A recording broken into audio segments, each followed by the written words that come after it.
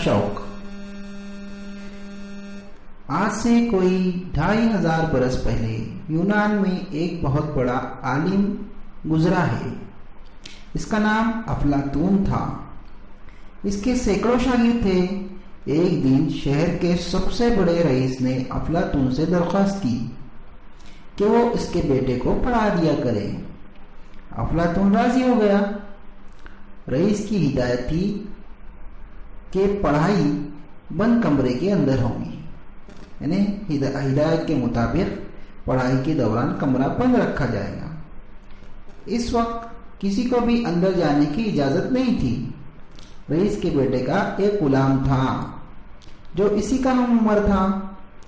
इसे पढ़ने का शौक था, मगर वो पढ़ नहीं सकता था क्योंकि इस जमाने में गुलामों को पढ़ाने की इजाजत नहीं थी।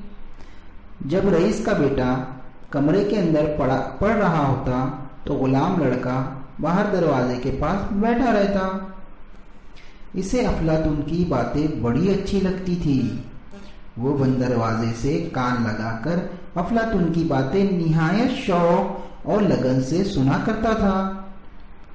रईस ज़ादे को पढ़ते हुए जब 1 साल पूरा हो गया तो इम्तिहान लेने के लिए उस जमाने के कायदे के मुताबिक आलिमों की एक मजलिस बुलाई गई। अफलातून के कई शागिर्द भी वहां मौजूद थे। रईस ज़ादे को एक ऊंचे मिंबर पर बिठाया गया।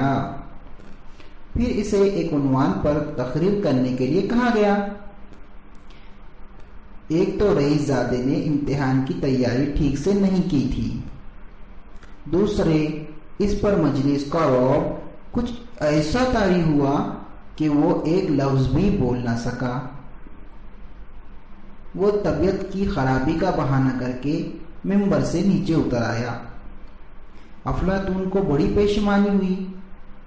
इसने अपने दूसरे शागिर्दों को आवाज दी, तुम में से कोई इस उन्वान पर बोलने के लिए तैयार है? मगर कोई तैयार नहीं हुआ। इस वक्त दरवाजे से लगकर बैठने हुए गुलाम लड़के ने निहायत अदब से कहा, हुजूर, अगर इजाजत हो तो मैं इस मौजू पर कुछ बोलने की कोशिश करूं। एक मामूली गुलाम की ये बात सुनकर सबको बड़ी हैरत हुई। अफलातून ने इसे बोलने की इजाजत दे दी।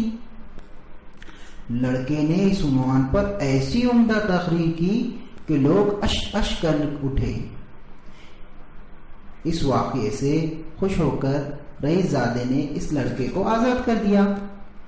अफलातून ने इसे अपना शागिर्द बना लिया।